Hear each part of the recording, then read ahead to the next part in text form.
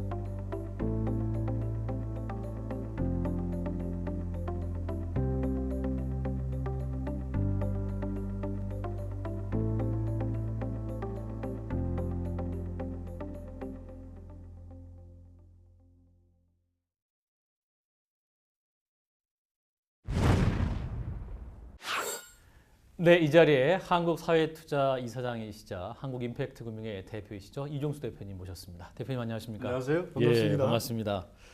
예, 계신 곳 기관 이름이 약간 생소한 분도 있으실 것 같습니다. 예. 한국사회투자 그리고 네. 한국임팩트금융 어떤 곳인지 간략히 설명해 주시면요. 사회투자, 네. 임팩트 금융 별로 이렇게 쉬운 개념이 아닌 것 같아요. 네. 저도 사실은 설명하기 쉽지 않습니다. 아, 그런가요? 근데 우리 사회에 문제가 많지 않습니까? 그렇습니다. 근데 이제 이 문제가 이제 심화되면은 우리 사회가 지속 가능하지 않은데 이거를 이제 푸는 방식이 이제 전통적인 복지도 뭐 하지만 네. 그거를 좀 지속 가능한 방식, 즉 사회 투자 네. 내지는 여기서 임팩트라고 하면 사회적 임팩트를 얘기를 하는데 그런 좀 지속 가능한 방식으로 풀어나가자 하는 게 이 한국 사회 투자, 임팩트 금융의 설립 목적입니다. 예, 그러니까 어떤 일반 금융기관은 이자를 많이 줘서 수익을 창출하는 게 목적이라면 네. 사회적 가치를 위해서 투자한다. 그렇죠. 뭐 이렇게 이해하면 되겠군요. 그러니까 이 돈을 벌기 위해서 하는 게 아니고 첫 번째 목적이 이제 사회 문제를 해결한다. 근데 그냥 주는 그런 복지적인 접근 방법이 아니고 네. 이 투자나 융자를 통해서 그리고 거기에 이제 컨설팅이나 교육을 같이 가면서 이 사회 문제를 좀 지속적으로 풀어나가자 하는 그런 의도를 가지고 하는 겁니다. 사실은 금융이라고 하지만 금융이 목적은 아니고 예. 첫 번째 목적은 사회 문제를 해결하는 거죠. 예. 그러니까 이 임팩트 금융에서 뭐 대출 같은 것도 하는 건데. 그렇죠. 주로 어떤 분들이 대출 받으시는 겁니까, 그러면? 임팩트 금융의 범위가 굉장히 넓습니다. 예. 그러니까 이제 우리 혹시 기억하실지 모르겠는데 2006년에 노벨 평화상을 받은 유누스 박사님이 네. 하시는 그라민은행은 이제 개인들에게 네. 대출, 그러니까 저소득층 서민들. 개인들한테 서민들한테 네. 대출을 해주고 그 대출을 통해서 자영업자들이 이렇게 자활하는 프로그램인데 네. 이런 프로그램도 있고요. 좀 더 나가서 이 개인보다는 어떤 이 사회적 기업 내지는 협동조합해서 네. 공동체를 중심으로 해서 네. 이 사회 문제를 풀어 나가는 그러한 방식도 있습니다. 그래서 네. 뭐 때로는 대출, 때로는 투자 네. 이런 방식으로 해서 이 사회 문제를 그냥 줄 수도 있는데 이 선순환이 돼야지 이 프로젝트도 지속이 되잖아요. 그렇죠. 그래서 그런 방식으로 이제 풀어나가는 거죠. 예. 그러니까 서민들을 위한 프로그램도 있고 네. 또 스타트업, 사회적 기업 어떤 그렇습니다. 그런 곳을 위한 대출도 하시는 거고. 맞습니다. 예. 또 그래서 이거를 유누스 박사는 그렇게 말씀을 하시더라고요. 가난한 사람들한테 고기를 주는 것보다는 네. 고기 잡는 도구를 빌려주고 고기 잡는 방법을 가르쳐주는 그것이 좋겠다 싶어가지고 이제 마이크로 크레딧을 창시를 했는데 네. 이제 그보다 한 걸음 더 나가가지고 이제 사회 문제를 풀어나가기 위해서 네. 아예 이 어장을 음. 혁신적으로 개척해서 많은 사람들이 거기서 일자리도 만들고 이 사회적인 의미도 찾는 뭐 그런 것이 이제 사회적 기업이나 협동조합인데 이제 이러한 일들에 이제 재원을 공급해 줘 가지고 이제 이런 일들이 지속 가능하게 하는 것이 이제 우리의 프로젝트인 거죠. 네, 그러니까 일반 은행에서 돈을 빌리려면 네. 담보도 잡고 굉장히 까다롭게 이제 대출을 받게 그렇습니다. 되는데 네. 이제 이렇게 사회적 금융의 경우는 그런 사회적 기업들에게 혹은 개인들이 이제 대출 받지 어려울 경우에 그런 분들이 좀 쉽게 가치를 기반으로 대출을 한다 이런 말씀이신 그렇습니다. 것 같아요. 예. 예. 그래도 완전히 이자를 안 받는 거 아니잖아요. 이자를 받지만 그 네. 이자라는 것은 수익을 창출하기 위함이라기보다는 네. 이런 프로젝트가 지속적으로 이게 선순환이 돼야 되기 때문에 네. 그 선순환이 될 정도의 이자율 뭐 그렇게 보면 될 것 같습니다. 예. 제가 듣기로는 약 2%. 2% 정도도 될 수 있고요. 마이크로 크레딧의 경우는 저희가 2%를 받았습니다. 그래요. 그러니까 사실은 일반적으로 정부가 하는 일일 수도 있다 싶지만 오히려 정부보다는 민간에서 더 네. 효과적으로 일할 수 있는 그런 네. 방식이 되겠군요. 이게 원래 이제 임팩트 금융의 이제 시작이 예. 정부가 이 사회 문제를 다 해결할 수가 없거든요. 그렇죠. 그리고 예산도 한정이 돼 있고요.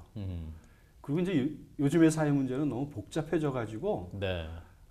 이제 옛날처럼 이렇게 주는 식으로만 해결될 수 없는 것들이 너무 많아졌어요. 네. 그래서 우리 사회 문제가 이제 경제 뭐 이런 것들을 같이 고려해야지 풀려지가는 그런 문제가 많아져서 이제 사회 문제를 전통적인 그 복지에 이제 시장이라든가 금융이라든가 경영 이런 것들을 같이 융합을 시켜서 풀어나가는 그런 방식. 그래서 이제 어떤 이 사회 문제 풀어가는 방식의 지속성을 네. 유지시켜주는 그러한 거죠. 그렇군요. 그러니까 이를테면 정부는 정권도 바뀌고 하지만 네. 이렇게 사회 분야에서 이렇게 맡게 되면 어떤 거버넌스의 한 형태로서 지속 가능하게 된다. 이렇게 그렇죠. 생각하면 될 것 네. 같습니다. 근데 사실은 정부가 가장 이 장기적으로 봐야 되잖아요. 네. 근데 어떤 의미에서 우리나라 선거제도는 이 5년마다 이렇게 바뀌잖아요. 대통령이. 그러니까 네. 그 5년마다 바뀌기 때문에 지속 가능성이 더 없다고도 볼 수 있어요. 우리가 그렇군요. 가끔 보는 것처럼 전 정부에서 뭐 역점 사업을 했던 것이 다음 정부에 와서는 뭐 없어지고 하는 네. 그런 예들을 종종 보는데 네. 이제 이러한 이 방식으로는 사회 문제의 지속성을 그 해결 방식을 찾기는 어렵다. 그래서 네. 사실은 좀 민간이 좀 장기적인 이 안목을 가지고 사회 문제를 풀어가는 그런 게 필요할 것 같아요. 네. 그래도 이제 돈을 빌려주시는 일이기 때문에 이제 담보를 잡지 않고 하시는 것이기 때문에 딱 보시고 뭐 어떤 기업이나 개인을 보시고 이거 빌려줘도 되겠다. 어떻게 판단하세요?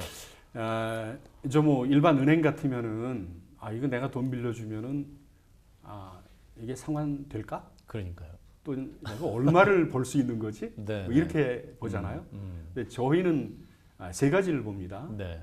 첫 번째는 이 프로젝트가 어떤 사회적 의미를 가진 거지? 사회적으로 이 가치가 있는 프로젝트인가? 네. 두 번째는 이걸 운영하는, 이걸 주도하는 이 사람이 어떤 철학과 어떤 생각을 가지고 또 그 사람은 트랙 레코드가 어땠는지 이제 이런 것들을 이제 보고요. 네. 세 번째가 그래도 돈 빌려줘 가지고 뜯기면 안 되잖아요. 그러니까 이제 예. 그 프로젝트의 지속 가능성, 수익성 이런 것들을 이제 보게 되는 거죠. 네. 한번 보시면 감이 오십니까? 저도 이 일을 한 지가 꽤 오래됐거든요. 예. 한 그 20년 가까이 돼서 그렇군요. 이제 프로젝트를 보면은 대충 감이 오고요. 특별히 이제 이런 것들을 하는데 그냥 이 재무적인 데이터만 가지고 빌려주는 게 아니고 예.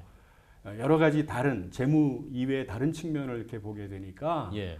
오히려 이 담보를 받는 은행권보다 예. 이제 그런 어떤 이 비재무적인 요소들을 보는 것이 담보라고 볼 수 있어요. 예. 거기에다가 이제 돈을 빌려주거나 투자를 하고 나서 네. 그냥 놔두는 게 아니고 어, 이 프로젝트가 잘 돼야 되지 않습니까? 네. 그래야지 우리도 돈을 받을 테니까. 그래서 이제 뭐 교육이라든가 컨설팅도 하시고. 컨설팅 이런 부분을 지속적으로 해 가면서 그 프로젝트가 성공할 수 있도록 이렇게 네. 도와주는 것이 저희들의 임무라고 이렇게 생각합니다. 이제 일반 금융과 많이 다르네요. 그렇죠. 정말 네. 어떤 이윤적인 가치만 따지는 것이 아니라 사회적 가치를 고려하고 또 대출하신 이후에도 사후 관리까지 그렇습니다. 컨설팅까지 해주시는 겁니다. 그 일반 금융은 이제 우리 고객이 조금 상황이 어렵게 되면은 우산을 뺐습니다. 네, 근데 우리는 고객이 이 어렵게 될 때에 네, 우산을 빌려주고 같이 쓰고 가면서 예, 사연을 듣고 같이 해결할 수 있는 방법을 연구하는 거죠. 예. 우산 많이 빌려주셨을 텐데 네. 기억에 남는 뭐 사회적 기업이라든지 개인 있으시다면 어떤 게 있었을까요? 제가 기억나는 건 과일 가게를 하시는 분인데 예, 이분은 매일 매출의 첫 매출을 네, 봉투에 담아서 30일 어허. 동안 그거를 봉투에 담아서 예, 저희한테 가져옵니다. 매일 그날 예. 첫 매출을. 예, 첫 매출을. 어허. 그래가지고 이걸 자기가 도움을 받았으니 예, 그걸 도움을 받을 필요가 있는 다른 사람들한테 어허. 써달라라는 사람도 있고 이제 어떤 분은 저희를 통해서 이렇게 창업에 성공하고 내가 가지고 있는 기술을 다른 사람한테 도와주겠다 싶어가지고 이제 이 다른 사람이 똑같은 업종을 다른 지역에다 하는 걸 도와주는 이제 경우도 있고요. 네, 네. 그다음에 이제 사회적 기업이나 어떤 그 프로젝트 같은 것들은 좀 더 이제 큰 거죠. 네. 그래서 아마 이 사회 투자 뭐 임팩트 금융하면 좀 이해가 어려울 텐데 네. 예를 들면은 왜 길거리 가다 보면 가끔 노란 택시 본 적이 있어요? 쿱 택시라고. 예, 예, 네, 예. 네, 네. 그 택시 기사들이 이 산학금 되느라고 예. 상당히 힘듭니다. 예, 회사에 돈을 내기 예. 위해서. 그래서 네. 가져가는 돈은 없고 열심히 일은 하는데 네. 수익이 부족해요. 그래서 이런 기사들 한 180명이 모여서 네. 협동조합을 만들고 어허. 출자금을 이렇게 내서 그 회사를 하나 인수하죠. 어허. 인수하는데 그 중에 한 40명 정도가 돈도 없고 은행에 가서 돈 빌리기도 어려운 그런 상황이에요. 그래서 예. 저희가 이제 10억을 빌려주고 그걸 가지고 그분들이 이제 출자금을 내니까 네. 이제 주인이 된 거 아니에요. 그렇죠. 주인이 되니까 이제 더 옛날보다 이제 더 열심히 일하시고. 일하게 되고 네, 네. 그다음에 옛날엔 사주가 가져가던 거를 이제 배당을 통해서 본인도 내가 가질 수 있고. 가져가게 되고 그다음에 기분 좋게 일하니까 손님 좋고 사고율 죽고 보험료 떨어지고 그때 다시 배당을 이렇게 선순환 효과가 되어지는 거죠. 예, 예. 그래서 뭐 이러한 프로젝트도 있었고 그다음에 매우 컸던 프로젝트는 뭐 제가 업체 이름 말하기 힘든데 일단 나눔카 예. 나눔카 아시죠? 예, 차를 알겠습니다. 사지 말고 아하. 공유하자 네, 맞습니다. 해서 이 나눔카 업체인데 여기에다 저희가 한 40억을 공유 경제 효과를 네. 빌려주고 이것이 지금 커졌어요. 어허. 커져가지고 대기업들도 이제 참여하고 그래서 굉장히 커졌는데 그래서 이런 어떤 차를 사지 말고 공유하는 이 공유 경제를 이 확대시키는 그런 의미의 이 프로젝트도 있었고요. 굉장히 그 대표님의 손길이 닿은 게 많군요. 이 서울 시내 가다 보면 또 제가 많이 발견했던 것이 알고 보니 임팩트 금융에 또 손길이 닿은 곳이었구나 라는 생각이 듭니다.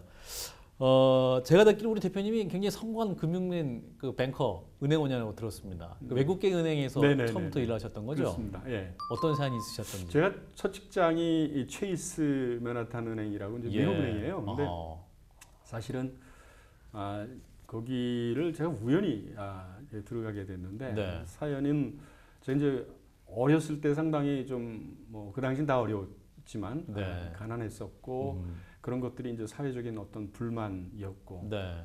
제가 철거민촌에 이제 살고 어린 그 시절 정도로 그렇게 오셨군요. 보냈는데 네, 네.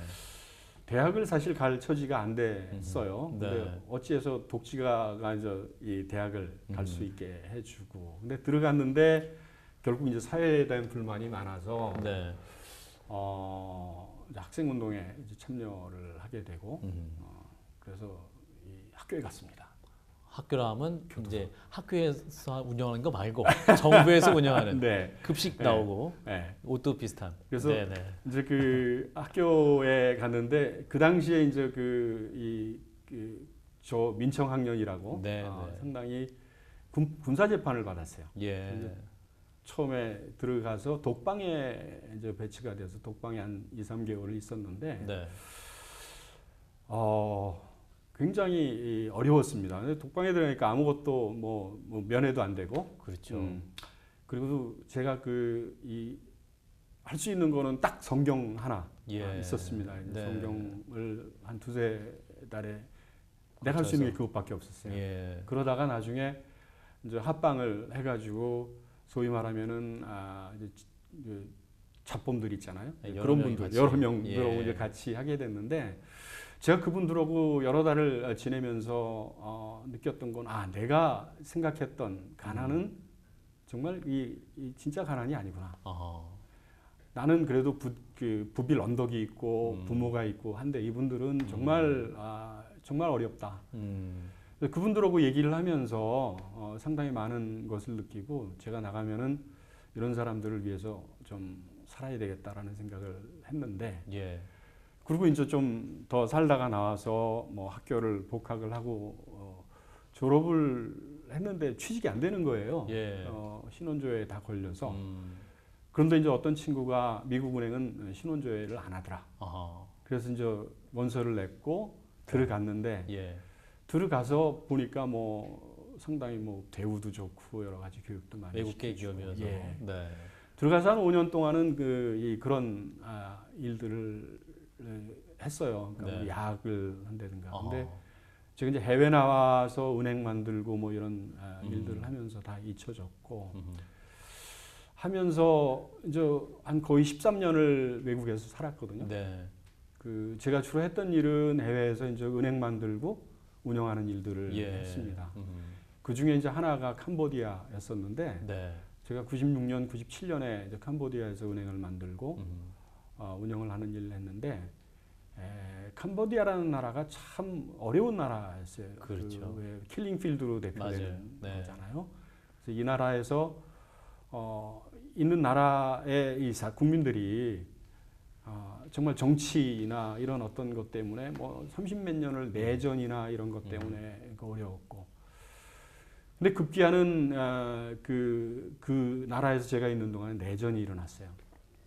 그러면서 사람들이 굉장히 고통받고 하는 것을 보는 가운데, 제가 옛날에 그 감옥에서 성경을 보셨을 때. 성경 보고 사람들하고 얘기하면서 가난한 사람들을 위해서 살겠다라는 것이 그 사람들의 눈망울 속에서 이렇게 나와서, 네. 제가 이제 거기서 다시 이제 살아야 되겠다고 직장을 이제 관두고. 하나님 네. 앞에서 네. 생각을 하셨군요. 그렇습니다. 그리고 네. 이제 인도네시아로 건너 와가지고 이제 제 2의 인생을 살기로 하고, 인도네시아에서 이제 농촌 빈민을 위한 프로젝트를 제가 수행을 하다가 네. 이제 99년에 귀국을 했습니다. 예. 99년에 귀국을 했는데, 99년은 외환위기 이후에 IMF 굉장히 이후죠. 네네. 힘들었잖아요. 그래서 그때 상당히 이 사회가 어려웠고, 뭐 구조조정 때문에 막 직업을 잃고 뭐 뛰어내리고 목숨을 잃는 사람도 있고, 그래서 저런 분들을 위해서 내가 뭔가를 해야 되겠다 싶어가지고 이제 예. 사회연대은행을 설립을 하게 된 거죠. 예. 당시만 해도 이제 IMF의 큰 충격을 받았던 우리 사회가 정말 말씀하신 대로 정말 건물에서 떨어져서 죽음을 선택하는 분도 있었고, 정말 경제적으로 너무 어려웠었는데, 이 사회연대은행이라는 개념 자체도 굉장히 생소했잖아요. 그렇습니다. 예. 처음 일 시작하실 때 굉장히 힘드셨겠습니다. 예. 어떤 어려움이 있으셨어요? 그러니까 이제 저는 사실은 이 마이크로 크레딧이라는 개념을 아까 제가 초두에 말씀드린 그 방글라데시의 유누스 박사님을 뵙고서 이제 제가 거기 가서 또 한 달 정도 제가 있으면서 또 배웠고요. 예. 근데 이건 우리나라에 접목하기 조금 그대로 접목하기는 어렵더라고요. 사람들이 야 우리나라는 대부분의 사람들이 도시에 살고 인구의 이동이 많지 않습니까? 네. 그다음에 신용이라는 제도가 그때까지만 해도 아직 설정이 정립이 좀 안 됐을 거고 그렇군요. 그런 분들한테 무담보로 돈을 빌려준다? 음흠. 이거는 아니라고 사람들이 얘기했어. 그건 미친 짓이다. 은행 가면 담보는요? 이렇게 물어보잖아요. 다시. 근데 이제 그런 상황에서 그럼 우리나라에 맞는 모델은 뭐지? 그래서 제가 그 고민을 한참 했었고 예. 그래서 나온 게 이제 이 관계금융이라는 얘기를 했고 원래 이제 금융이 우리가 얘기하는 임팩트 금융, 사회적 금융은 관계금융입니다. 예. 그러니까 돈을 빌려주고 마는 게 아니고 네. 그 고객과 나와의 어떤 그 관계를 통해서 네. 그분이 이 성공을 할 수 있도록 도와주고 아까 말씀드렸던 것처럼 컨설팅 네네. 교육을 함으로 인해 가지고 그분이 성공하게 하는 거죠. 네. 사실은 돈이 건너간 후에는 우리는 같은 배를 탄 거예요. 그렇군요. 왜냐하면 담보가 없기 때문에 예. 저분이 망하면은 우리는 돈을 못 받잖아요. 그러니까 같은 배를 탔기 때문에 성공해야지. 그러니까 그 실패할 결혼을 안 주고 계속 성공할 수 있도록 해주는 거가 중요한 것 같아요. 그래서 우리가 얘기하는 이제 사회적 금융은 그런 면이 굉장히 강조가 되는 금융이죠. 예. 더 힘드셨겠는데요? 그러니까 은행은 돈 빌려주고 딱 기다리고 담보만 회수하면 되니까 안 되면. 네. 근데 성공할 때까지 좀 사후 컨설팅까지 하시니까. 근데 그렇게 하지 않으면은 네. 이 프로젝트가 진행이 안 되니까 그건 굉장히 중요한 일이라고 생각합니다. 예. 그러셨군요. 그거를 저희가 돈을 받고 하는 거가 아니고 열심히 같이 이 사업을 일군다고 이렇게 봐야 되겠죠. 네. 자, 이게 처음 가는 길이 굉장히 어렵습니다. 이 사회적 연대 은행이라든지 또 우리 사회 이것을 처음 또 만드신 우리 대표님이신데 여기까지 걸어오신 이 힘이랄까요? 그 어떤 소명으로 발견했기 때문에 여기까지 올 수 있었다. 이렇게 고백할 수 있을까요? 어떠십니까? 사실은 20년을 하면서 네. 어려운 일이 왜 없었겠습니까? 네. 상당히 많은 일들이 있었고 그 과정에서 정말 내가 왜 이걸 하고 있지? 하는 그 회의를 느낀 적도 있었는데 네. 사실은 제가 이 일을 하게 된 동기가 하나님에 대한 소원이었고 예. 또 어느 순간에 내 자신이 그걸 하지 않고 있는 걸 발견하고 하나님의 음성을 따라서 이 일을 시작을 했는데 네. 저는 이 사업의 주인은 제가 아니라고 생각해요. 아하. 하나님이 대장이죠. 그러니까 하나님 마음대로 하세요. 아하. 나는 당신이 이 주인이시니까 나는 일꾼이고 하니 내가 할 일은 그냥 기도하는 거죠. 그래서 기도를 하면은 그때마다 이렇게 돌파구를 열어 주시더라고요. 예. 그래서 결국은 이 사업을 주장하시는 건 하나님이고 네. 저는 그 일을 수행하는 도구이기 때문에 자신감을 가질 수 있을 것 같습니다. 예, 그러시군요. 세상에는 담보를 통해 대출을 하지만 우리 그렇죠. 대표님은 이 하나님의 마음을 가지고 네. 하나님이 하신다 이 믿음을 가지고 지금까지 또 일을 해오신 것 같습니다. 또 별명이 소셜 디자이너라고 들었습니다. 네, 대표님. 네. 지금까지 어느 정도 성과가 있었다. 또 우리 사회에 어떤 변화가 있었다. 사실은 소셜 디자이너는 좀 과분한 얘기인 네. 거고요. 사실은 사회 문제를 우리가 이제 많이 접하잖아요. 네. 그러면은 그 사회 문제를 어떻게 아까 얘기한 대로 경영이나 금융이나 이런 시장적인 방법을 가지고 지속 가능하게 풀 수 있을까를 항상 고민을 하기 때문에 그래서 이제 붙여진 이름 아닌가 이렇게 생각이 되고요.